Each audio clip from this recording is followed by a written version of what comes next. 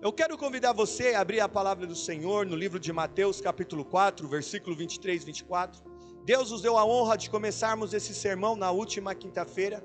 Nós estaremos dando continuidade. Hoje quem vai estar acompanhando não vai ter qualquer prejuízo àquilo que foi ministrado na última quinta. E na quinta-feira também, se assim Deus nos permitir, nós vamos estar encerrando esse sermão, porque é algo maravilhoso, poderoso, aquilo que Deus deseja falar conosco. No Evangelho de Mateus, capítulo 4, versículo 23 e 24, o tema que o Espírito Santo trouxe em meu coração é entendendo e trabalhando com Cristo para os milagres.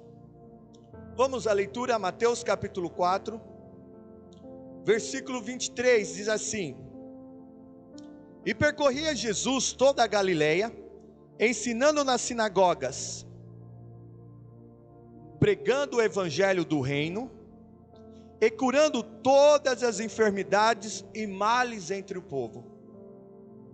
E a sua fama correu por toda a Síria, e trouxeram-lhe então todos aqueles que sofriam, acometidos de várias enfermidades e tormentos, os endemoniados, os lunáticos e os paralíticos, e Jesus os curava. O sermão hoje, nós vamos estar falando sobre o versículo 23, quero que você retorne à leitura, vamos comigo. E percorria Jesus toda a Galileia, ensinando nas sinagogas, 2, pregando o evangelho do reino, e 3, curando todas as enfermidades e males entre o povo. Ok? Feche a Bíblia, eu gostaria que você prestasse atenção aqui, porque com toda certeza, o Espírito Santo vai trazer algo novo do céu, e com toda certeza, assim como tem impactado a minha vida, Mateus capítulo 4, versículo 23 e 24, da mesma forma eu creio que Deus estará impactando a sua vida, pelo poder do nome de Jesus. É importante de nós entendermos, para estarmos falando sobre esse texto, sobre entendendo e trabalhando com Cristo para os milagres, é importante de nós lembrarmos o que representa o nome de Jesus.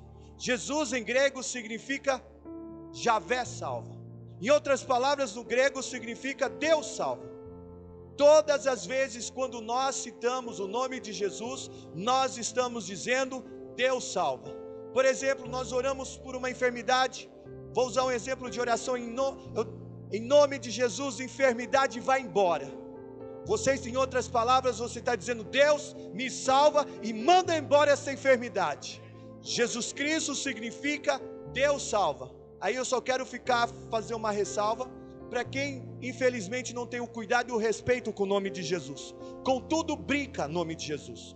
Jesus, Jesus, sem temor e respeito.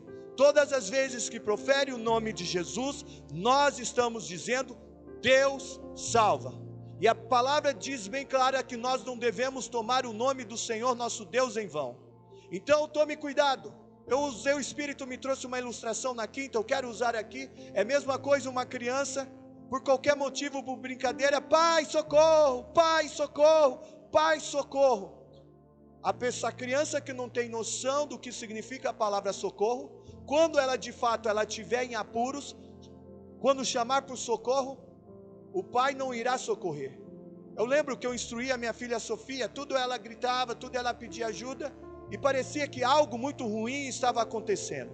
Aí eu chegava lá e não era nada daquilo, era apenas uma tonalidade dela, mas era uma preocupação para mim.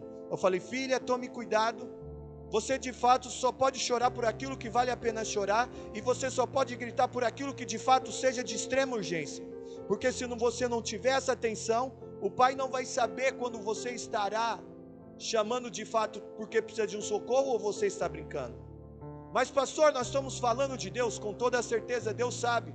O problema não é o que Deus vai entender o que você fala, é se de fato você entende quando está dizendo o nome de Jesus. Porque quem não sabe discernir o nome de Jesus, que associa o nome de Jesus para uma brincadeira, ele não tem noção do que significa o poder do nome de Jesus. E quando clamar no momento de dificuldade, ele não vai saber o que significa esse nome, então esse nome não terá efeito.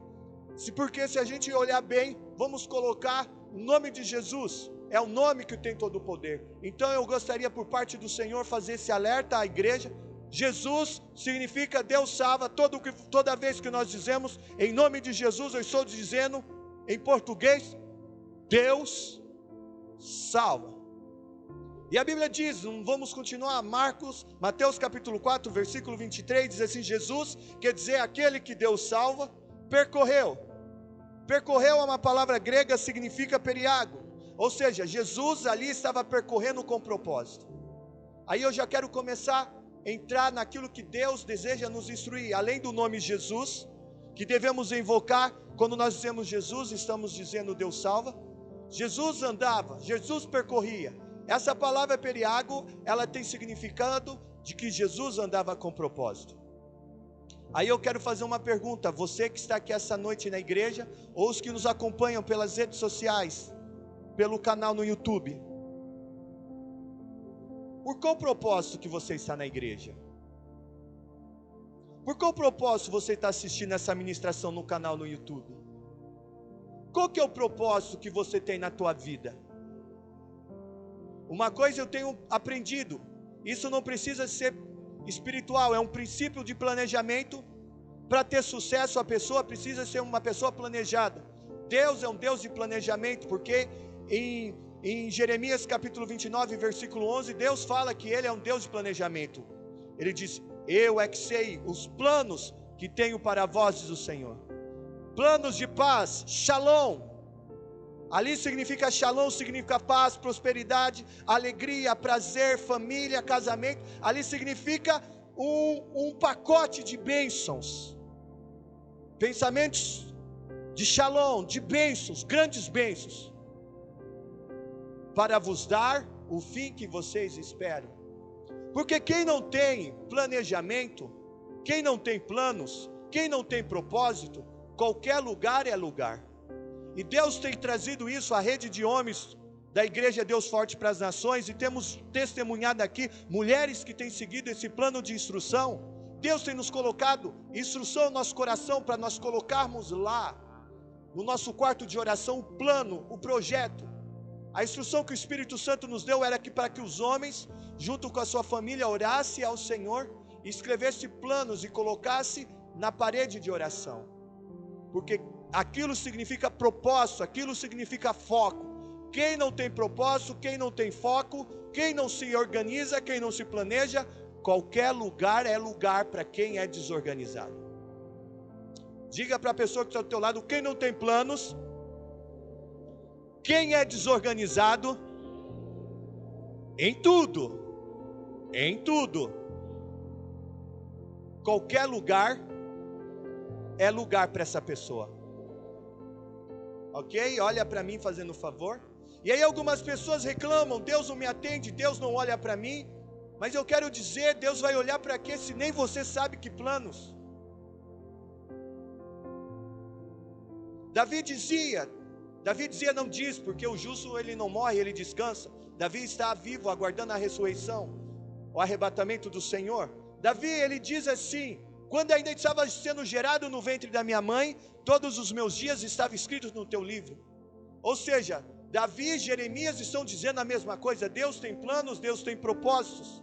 E se nós não tivermos o cuidado de sabermos e buscarmos os planos e os propósitos de Deus, jamais alcançaremos de fato uma vida de sucesso, uma vida realizada. Aí por isso que nós vemos tantas pessoas infelizmente frustradas. Um objeto de sermão aqui que Deus trouxe, lembra-se do sermão sobre o paralítico do tanque de Betesda. Betesda era um lugar que chamava graça, lugar casa de bondade, casa de graça, casa de misericórdia. Mas infelizmente lá havia uma multidão frustrada,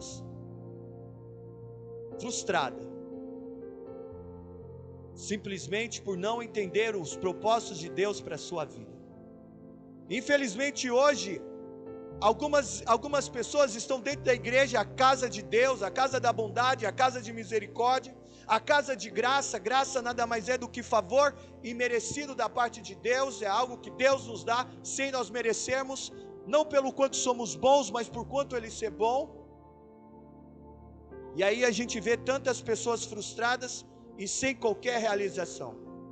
Uma coisa eu aprendo, dependendo do nível de frustração, a pessoa fica totalmente desestimulada. E uma pessoa desestimulada é uma pessoa sem fé. E uma pessoa sem fé é uma pessoa que jamais alcançará algum favor da parte de Deus. Propósito. E agora eu quero entrar, nós estamos caminhando, vamos caminhar na palavra em Mateus capítulo 4, versículo 23. A Bíblia fala que Jesus ensinava. Essa palavra ensinado, o grego é didasco. Didasco é aquilo mesmo que você entendeu, está ligado à didática. Jesus é tão bom, tão maravilhoso, que ele não apenas falava da Bíblia, ele explicava como a Bíblia deveria ser aplicada na vida das pessoas. Quando a Bíblia, Jesus fala em Jesus percorria, ou seja, Deus salva, aquele que Deus salva, andava com propósito, ele explicava as Escrituras, a Bíblia, e dizia a essas pessoas como ela deveria aplicar a Bíblia nas suas vidas.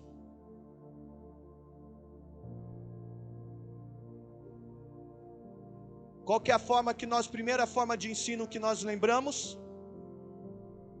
De escola.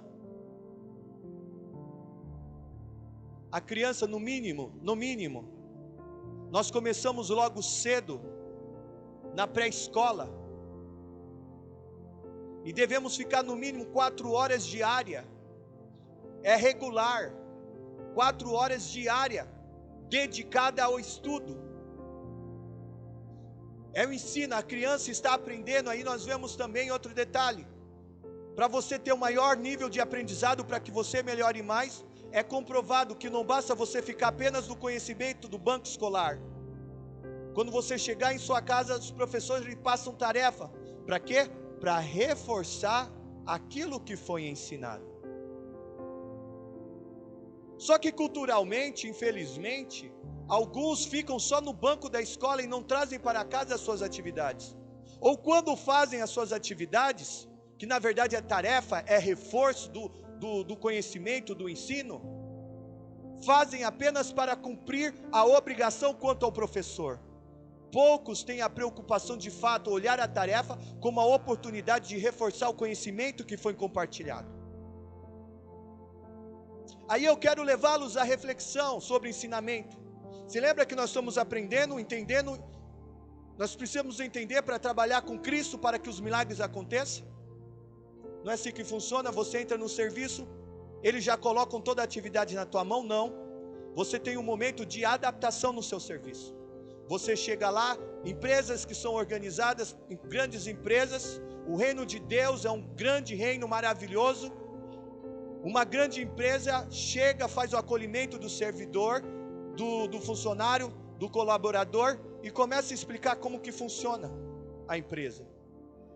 Aí ele senta com alguém para instruir qual que vai ser, qual é o papel dele dentro da empresa. A partir daí é lhe dado a oportunidade de exercer o que aprendeu, o que viu, ele começa a andar com as suas próprias pernas. Então não dá para se falar, geralmente a gente gosta da segunda parte desse versículo, é a parte que Jesus cura as enfermidades e os males, mas nós precisamos ver aqui que é uma ordem cronológica dos fatos. Jesus, aquele Deus que salva, andava com propósito e ensinava.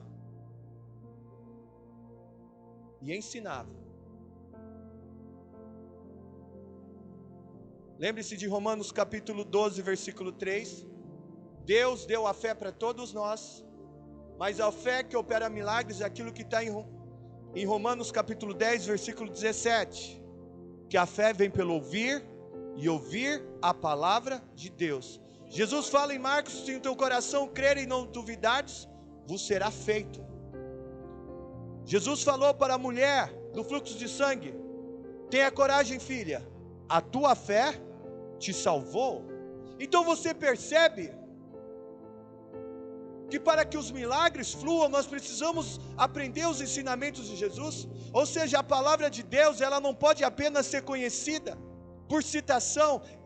Quando fala a expressão ensinava, didasco, significava que Jesus dizia às pessoas o que a Bíblia dizia e de que forma elas poderiam colocar em prática em suas vidas. Uma reflexão rápida. Quantos estão dedicando para aprender a palavra? Tempo. Ou nós estamos cumprindo uma formalidade? Porque nós somos cristãos, então presumimos que o cristão pelo menos tem que ler a Bíblia uma vez no dia.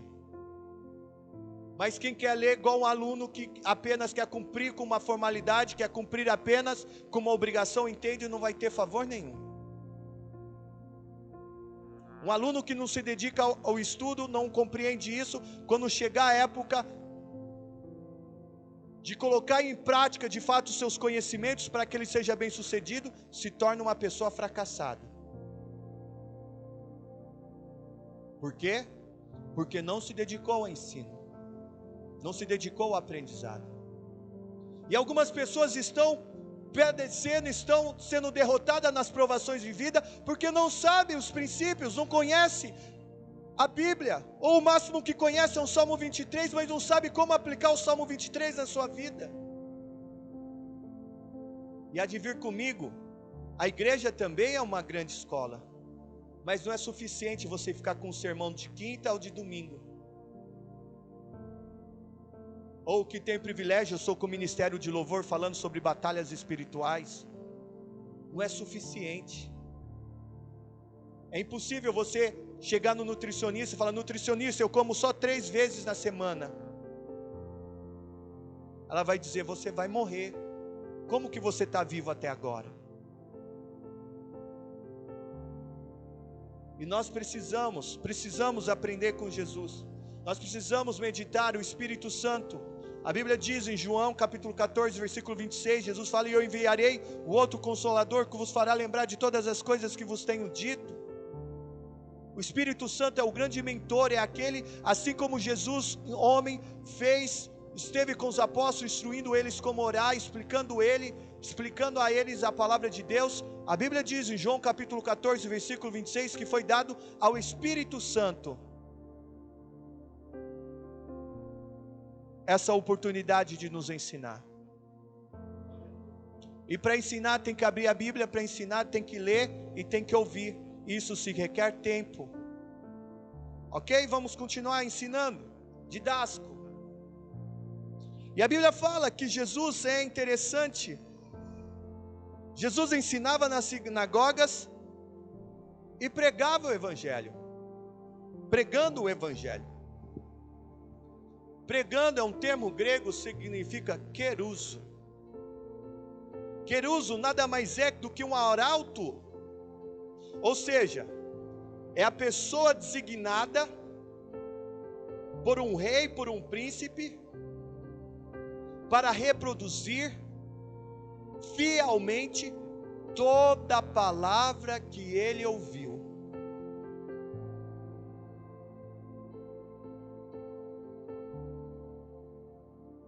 O que significa isso? Você entende quando Jesus Cristo estava em um momento com os fariseus, e ele disse que ele não falava de si mesmo? Tudo o que ele falava daquilo que ele tinha ouvido da parte do Pai.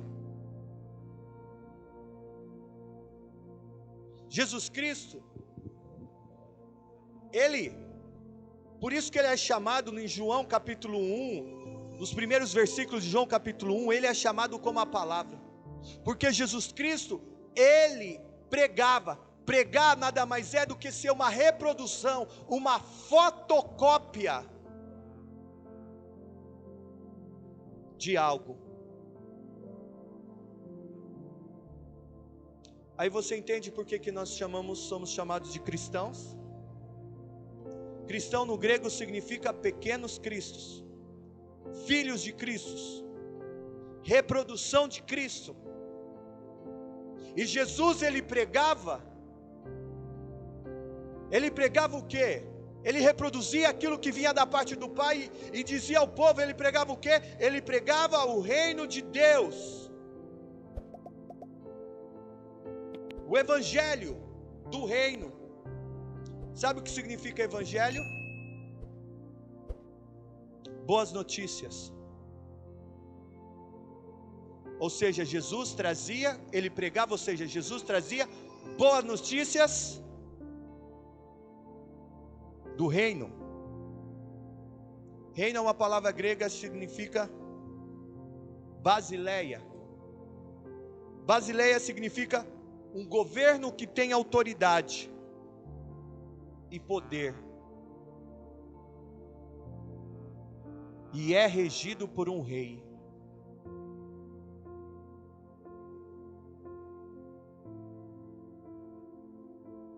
Pregando o evangelho do reino, nós poderíamos traduzir perfeitamente: Jesus ouviu, Jesus era responsável para trazer boas notícias sobre um novo reino. E evangelho também significa notícias de vitória. Ou seja, Jesus ensinava a Bíblia, Jesus aplicava a Bíblia, ensinava as pessoas a aplicar a Bíblia na vida delas. Jesus Cristo, ele era responsável para trazer as boas notícias referendo ao reino de Deus. Ou seja, Jesus falava com a autoridade que tinha da parte de Deus sobre as boas notícias, vitória, que mudariam a vida daqueles que estivessem sobre o governo do reino de Deus.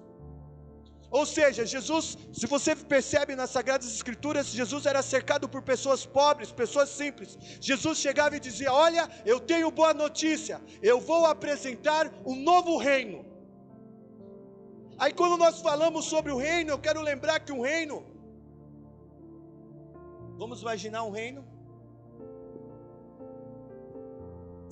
O reino tem um Deus. Todo reino tem Deus. Um reino tem rei.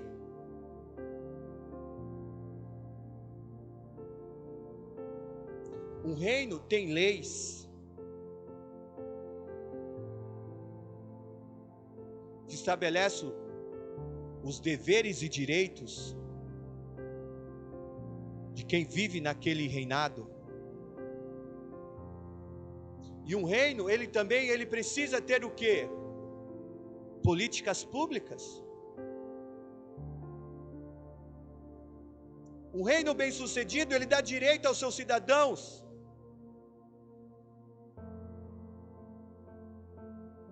A saúde.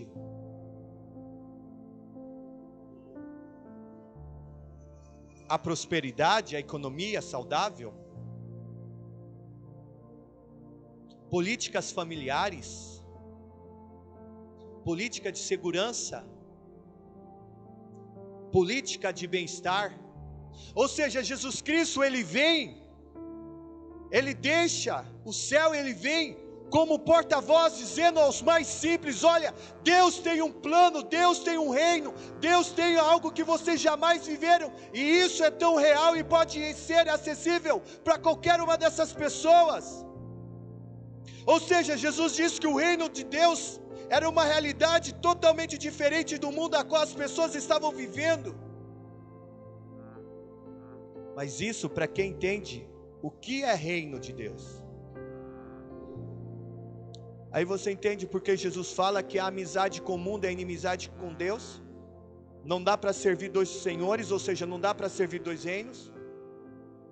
Você sabe por que as pessoas têm tanta dificuldade de entender sobre reino? Sabe por que as pessoas têm tanta dificuldade de viver o reino? Porque aquilo que diz em 1 Coríntios capítulo 2, versículo 9: o ouvido não ouviu, o olho não viu, o ouvido não ouviu, jamais subiu à mente humana tudo aquilo que Deus tem preparado para aqueles que o amam. As coisas de Deus, elas são discernidas espiritualmente. E quem tenta entender as coisas de Deus pela carne, jamais vai conseguir ouvir, jamais vai conseguir enxergar, ou jamais vai conseguir compreender. Sabe por quê? Porque não busca discernir espiritualmente. E quando Jesus fala sobre o reino, ele fala sobre todas essas coisas, ele fala: olha, eu tenho uma boa notícia, eu venho falar de um reino, aquilo que o mundo não pode oferecer, eu tenho a perfeita condição. Deus desse reino é o Deus Todo-Poderoso. O rei desse mundo sou eu, Jesus Cristo. As leis é a palavra de Deus, onde estabelece os nossos direitos e os nossos deveres como cidadão desse reino. E eu tenho políticas públicas. Deus tem políticas públicas maravilhosas para aqueles que vivem no reino. Eu quero falar sobre algumas políticas que Deus tem dentro do reino dele. O melhor plano de saúde que tem nos céus e na terra é o plano do reino de Deus. Não precisa pegar fila e é atendido pelo melhor médico do mundo. E quando esse médico pega essa causa, ele resolve o problema. Lucas capítulo 10, versículo 9, Jesus fala assim: curai os doentes que houver na cidade, e proclamai-lhes: o reino de Deus está à vossa disposição. Sabe por que muitos não vivem a saúde de Deus? Porque não vivem o reino. Não vivem o reino.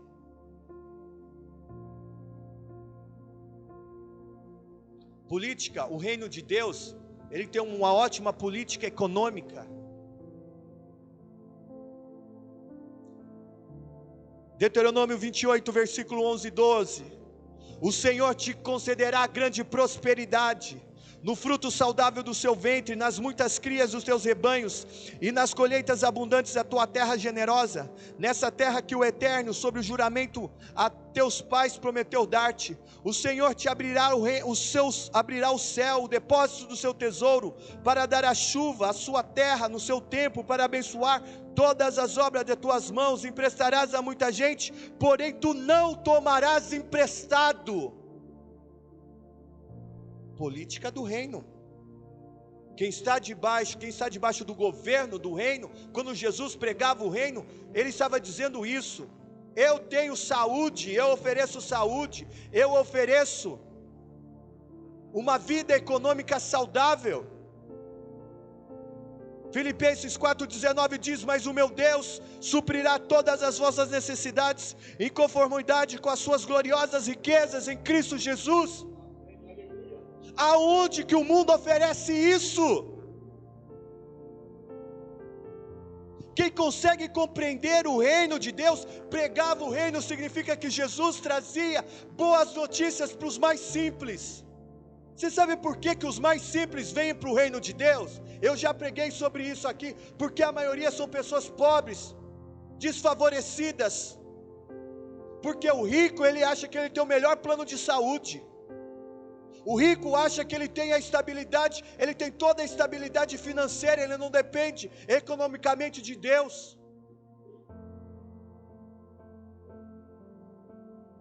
Por que os pobres se aglomeravam em volta de Jesus, as pessoas mais simples, e poucos eram os ricos? Porque os ricos não tinham consciência de necessidade, e os pobres tinham.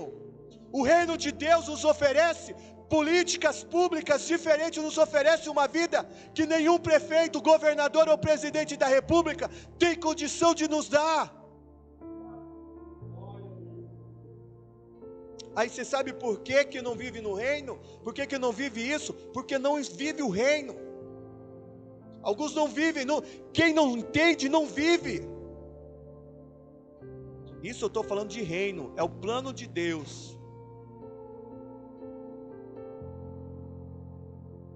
Um reino sério, ele tem políticas para a família. Atos 16:31, crê no Senhor Jesus e serás salvo tu e a tua casa. Salmo 128, versículo 3, olha que maravilha: tua esposa será como videira frutífera em tua casa, e os teus filhos serão como brotos de oliveira ao redor de sua mesa.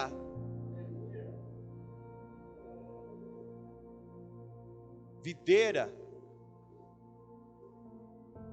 Quero falar sobre dois significados aqui: a mulher, aquela que traz alegria, aquela que produz frutos, bons frutos. Em outras palavras, aquele epílogo de Provérbios 31, é uma mulher sábia, é uma mulher virtuosa, e a Bíblia diz que uma mulher sábia excede o valor dos seus rubis. Em outras traduções fala que estará junto à sua mesa. Eu estava vendo esses dias um documentário falando como, por causa da pandemia, a reclusão social, as pessoas estarem em casa, como aumentaram a taxa de divórcio. Alguns sentem prazer no trabalho porque não tem prazer nenhum de ficar em casa. E a Bíblia diz que é o efeito contrário. A Bíblia diz que a família está toda em volta deste homem, porque a política pública de Deus é uma família restaurada. E se a família está com problema, Atos 16:31 diz assim: crê no Senhor Jesus Cristo e será salvo tu e tua casa. Mesmo que tenha problema na família, Jesus é o maior dos psicólogos. Tem gente gastando dinheiro e mais dinheiro com pessoas que não sabem discernir a mão esquerda da mão direita. Estão submetendo a sua família, estão submetendo a sua vida, talvez a uma pessoa que nem o temor de Deus tem. E gastando dinheiro, e sendo que Jesus diz: vinde a mim todos vós que estáis cansados e sobrecarregados, e eu vos aliviarei.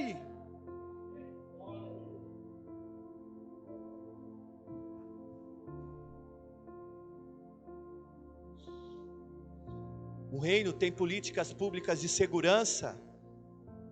O reino tem segurança. Salmos 34, versículo 7: o anjo do Senhor acampa-se ao redor dos que o temem e os liberta. Nós temos segurança privada.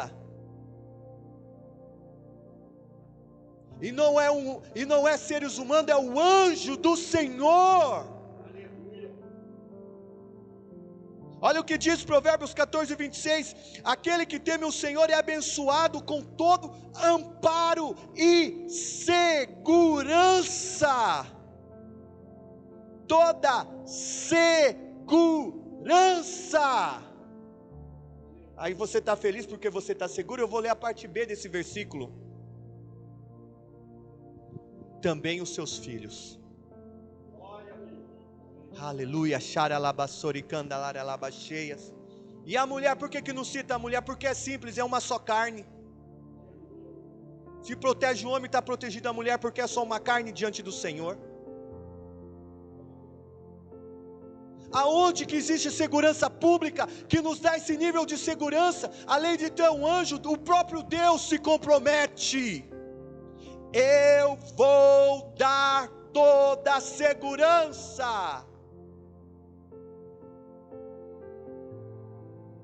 O reino também tem políticas de bem-estar.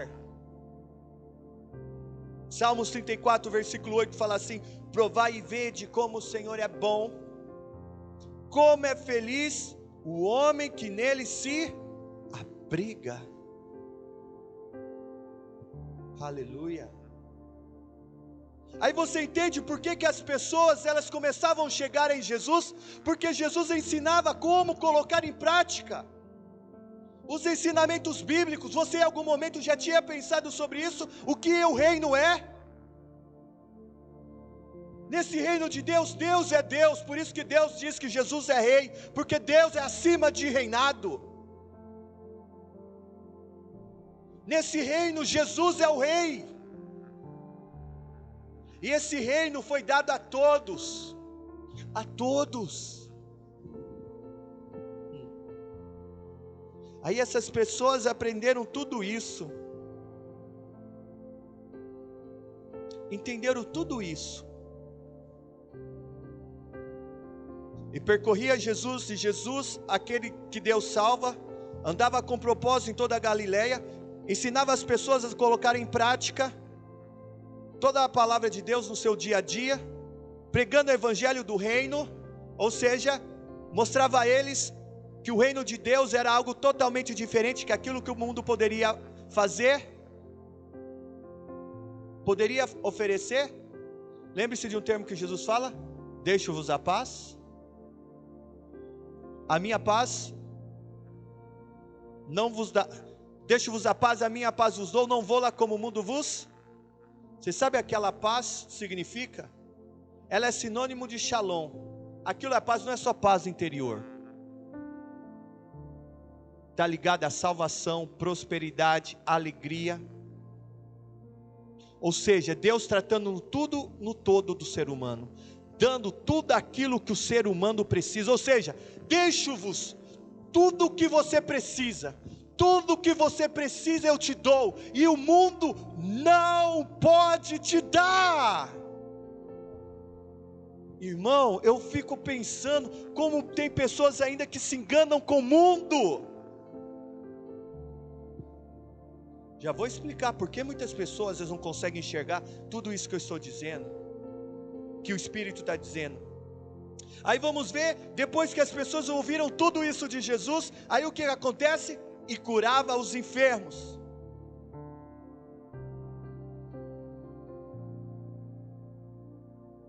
Quando a pessoa entende que ela faz parte de um reino, que o rei está diante dela, o rei desse reino, e que ele tem uma ótima política pública de saúde, ele é o médico, e se pedir no nome dele, ele vai curar, começou a fluir as curas. Veio cura. Cura é nossos em grego significa toda sorte de enfermidade. Toda enfermidade era curada, enfermidade, gripe, dor de cabeça, dor, tudo isso era curado. E a Bíblia fala que Jesus não apenas curava as enfermidades, mas males do grego é malaquia. Malaquia significa pessoas que estavam fragilizadas, pessoas que estavam fracas, fruto de experiências dolorosas da enfermidade, ou fruto de experiências dolorosas, um exemplo, decepcionadas, pessoas que tinham desvio de caráter. Malaquia vem da palavra grega original é mole, eram pessoas fragilizadas.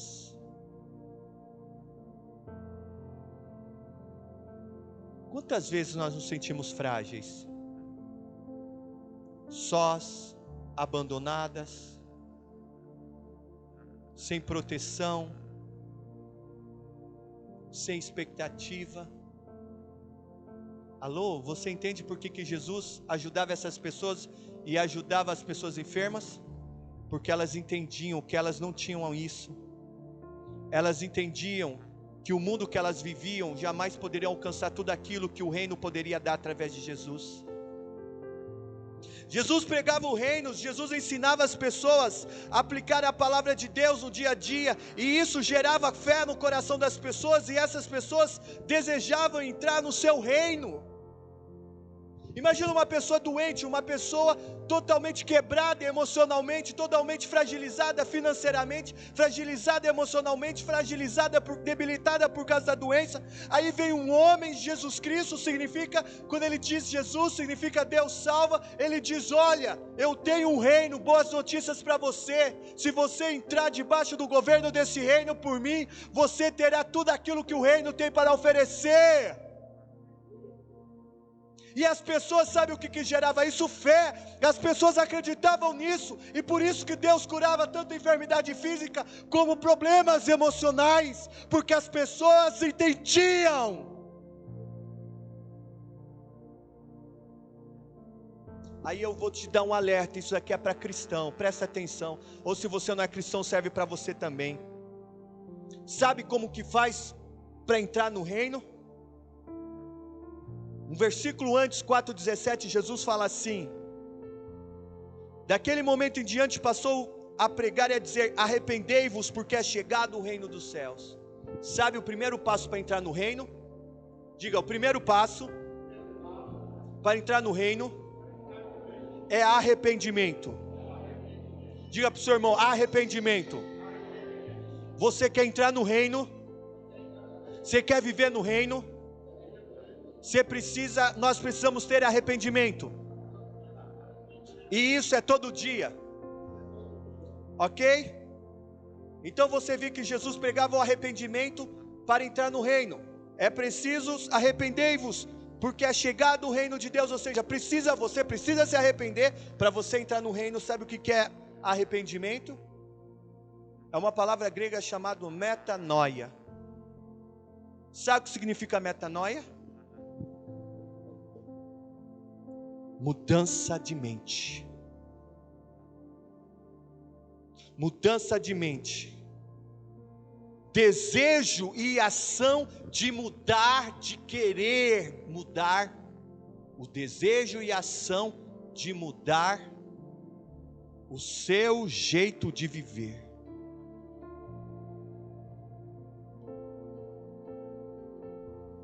Quem não se arrepende, não entra no reino.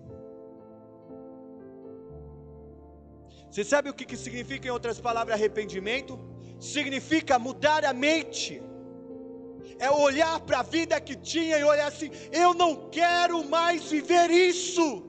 Esse mundo é uma porcaria, o pecado mata, eu não quero isso e não vou viver isso. Eu vou mudar minha concepção, as minhas ações e vou viver o reino. Irmão do céu,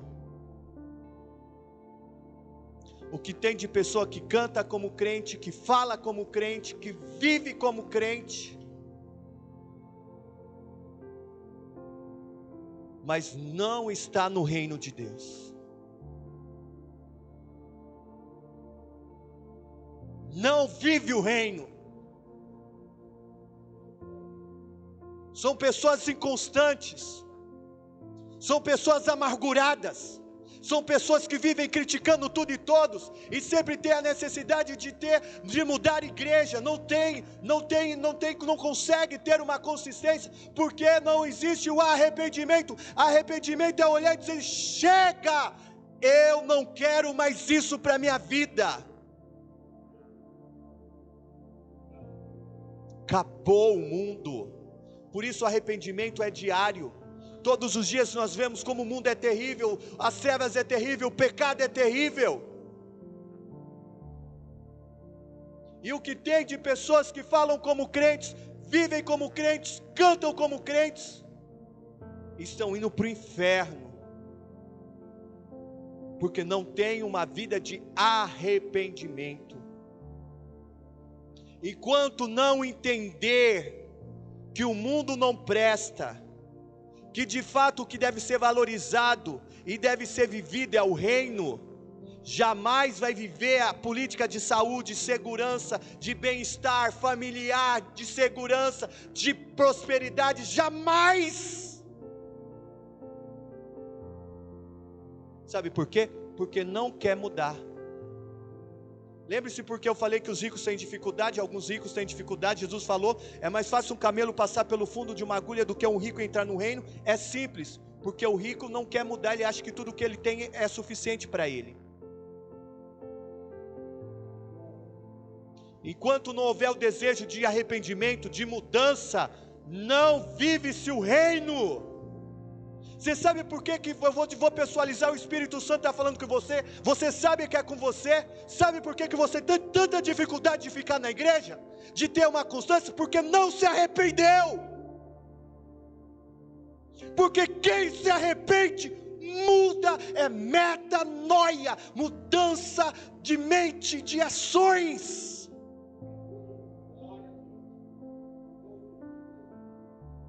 Quem não tem a metanoia, mudança de mente, tem dificuldade. Ela não consegue entender. Enquanto ela não enxergar e ver o quanto ela precisa de Deus, o mundo não pode dar isso, os prazeres do mundo não pode dar isso, somente Deus, através de Jesus. Ela está arrependida, aí ela vai começar a viver os planos de Deus.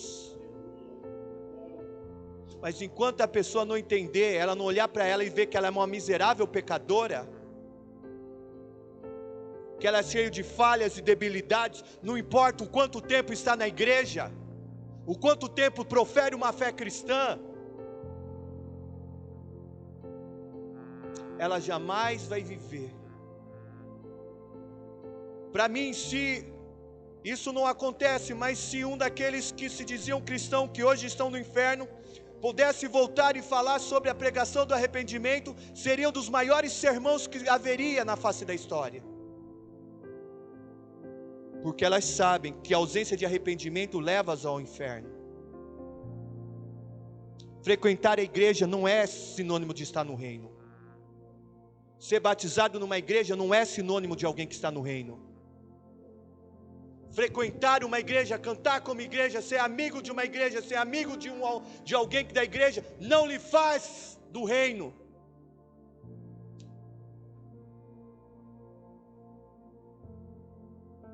João pregava arrependimento, Jesus pregava arrependimento. Você sabe, a maioria das pessoas eles querem ouvir que tudo vai ficar bem. Todos querem que Deus abençoe elas das velhas práticas da vida dela. Aí sabe por que a pessoa ela não consegue firmar? Ela vem, ouve, chega na igreja, ouve hino, ouve música, ouve essas pregações maravilhosas que edifica. É tão gostoso? Claro que vai se encher, você está na presença do Espírito. Não tem como sair da mesma forma, até o ímpio. Até a jumenta falou quando estava diante do anjo do Senhor. Deus usou uma jumenta. Aí ela não consegue, porque aquilo que ela achava, ela teve um alento, sabe? Está no deserto, fica no oásis, vai embora, está de boa. Aí ela só volta quando ela tem necessidade, porque está desesperada. Aí vem, dá uma oxigenada, vai embora e fica um tempo sem vir à igreja. Sabe por quê? Não se arrepende. Um dia eu tive que me arrepender, eu me arrependo todos os dias. Por favor, ouça o que o Espírito diz à igreja. Arrepende, por favor. Qual que é uma das principais evidências do arrependimento? É mudança. Mudança. Os valores é o reino. Você lembra quem está no reino de Deus não vive mais segundo os padrões humanos? Mateus 6,33, buscai primeiro o reino de Deus e a sua justiça, ou seja, busca primeiro que o seu interesse seja o reino, o governo do reino esteja sobre você e que você viva as leis de Deus. E tudo que você precisa será acrescentado. Você viu lá no versículo anterior, tudo políticas públicas, saúde, provisão, bababá, bababá. Se atentamente ouvires a voz do Senhor teu Deus, ter cuidado de todos os mandamentos e estatutos que hoje vos ordeno.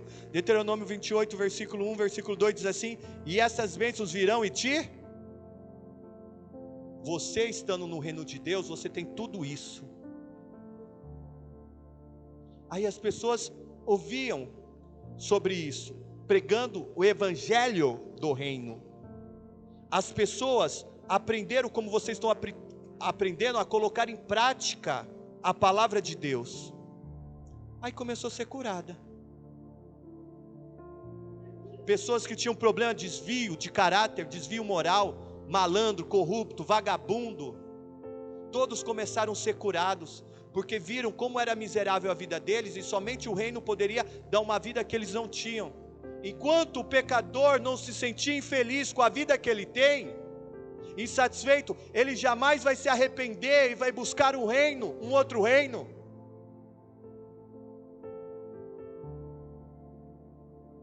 Por que a maioria, por que Satanás tem investido para que a maioria da igreja não pregue sermões como este? Porque o arrependimento gera a mudança. Quem com certeza está disposto a mudar, essa mensagem vai mudar a história. Mas quem não quer, eu não tenho nem convicção se vai voltar aqui. Eu fui chamado para pregar arrependimento. Eu seria louco se olhasse para vocês e dizer que tudo vai ficar bem, e sendo que não está bem. Olha para a tua vida, tudo isso que eu disse. Eu não disse todas as políticas do reino, não, peguei só um pouco. Porque infelizmente nem paciência para ficar uma hora ouvindo um sermão, as pessoas têm dificuldade para isso. Já se sentem incomodadas para ouvir uma hora de sermão.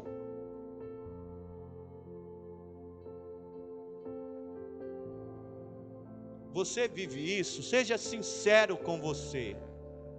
Seja sincero, você é uma pessoa que tem arrependimento? Seja sincero, não vamos ser hipócrita. Os teus hábitos mudaram de fato? Ou qualquer coisa do mundo é maior do que o reino para a tua vida? Para a tua vida, para a minha vida, para a nossa vida? Aí você entende porque milagres se tornaram milagres, é o que o Espírito Santo tem mais me dito. Quando recebe um milagre, todo mundo fica feliz. Nossa, vira uma festa. E deve ser festa mesmo. Mas não porque é um milagre a graça de Deus, mas porque o milagre é um milagre. Por quê? Porque poucos se arrependem.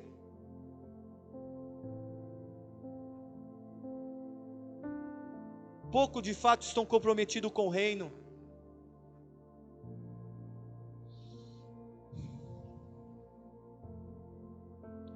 Depois do arrependimento, a chave para entrar no reino é Jesus, que em grego significa Deus salva. É o que eu te falo, quem não leva a sério o nome de Jesus vai estar arrependido, irmão. Quem brinca com o nome de Jesus, você acha que tem condição de receber um milagre no nome de Jesus? É simples, não tem respeito. Vamos ler o princípio o temor do Senhor é o princípio do quê? Sabedoria, metanoia, é a mudança. Sabedoria da mente.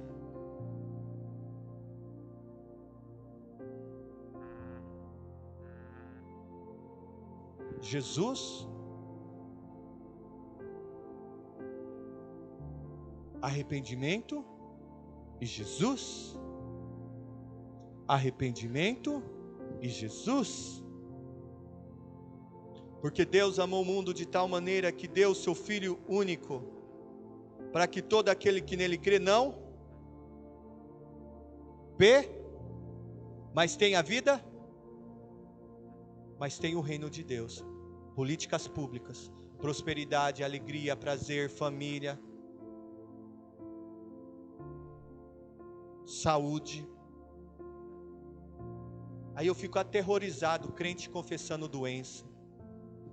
Eu fico aterrorizado, crente reconhecendo, confessando que está quebrado financeiramente. Eu fico aterrorizado, o crente falar, essa minha doença, essa minha dor de cabeça, eu preciso tomar o meu comprimido para minha dor de cabeça. Esse mês não vou dar conta de pagar a água. Parabéns, você acabou de assinar sua dívida. Essa minha dívida, parabéns, é tua dívida, então fique com ela, porque o que é teu você carrega para o resto da sua vida. Minha vida é teu inferno, parabéns, acabou de assinar uma porta aberta para Satanás e os seus demônios estar na sua casa.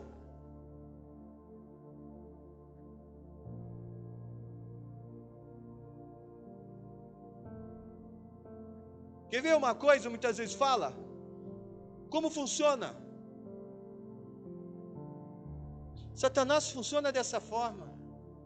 E se você quiser saber maior detalhes sobre isso, acredito que na próxima sexta-feira eu estarei aqui 7 horas da noite. Você que deseja aprender, eu vou confirmar no grupo da igreja. Eu vou estar falando sobre 5 palavras que demonstram como Satanás age. Agora eu não tenho tempo, o tempo está passando. E eu vou me apegar àquilo que de fato o Espírito Santo deseja que eu fale com vocês. Sobre os 5 palavras que demonstram as 5 ações de Satanás, eu vou estar compartilhando.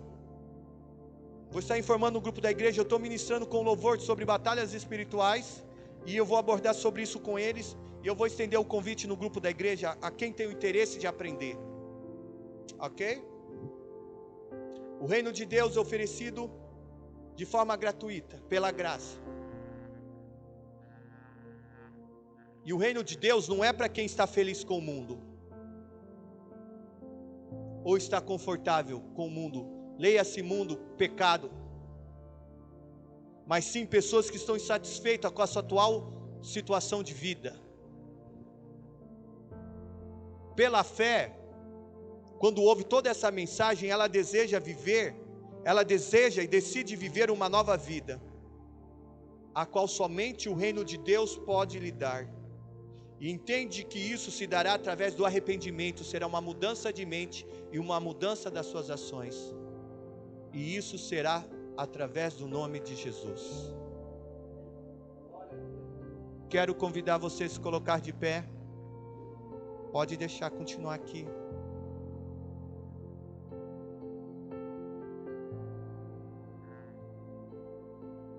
Feche seus olhos, fazendo favor.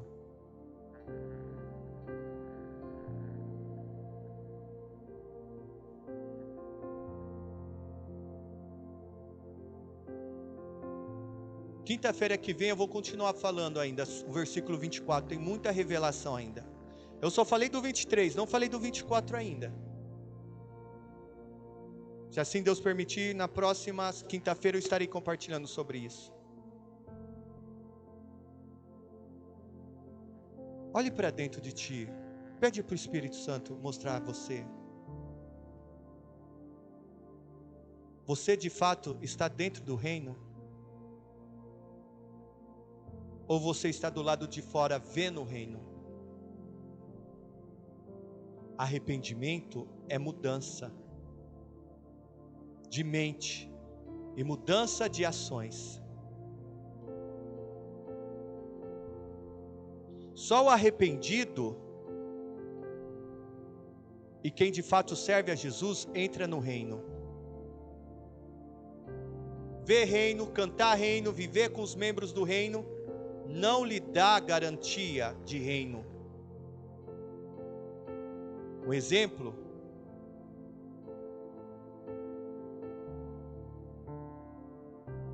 você conviver com um membro de um outro país não te faz membro daquele país.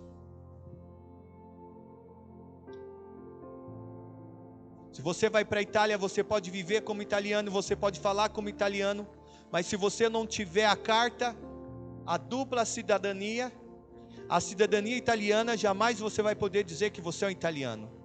Você pode falar, você pode cantar, você pode viver como italiano, pode comer como italiano, mas jamais você, se não cumprir os requisitos legais, você jamais será um italiano.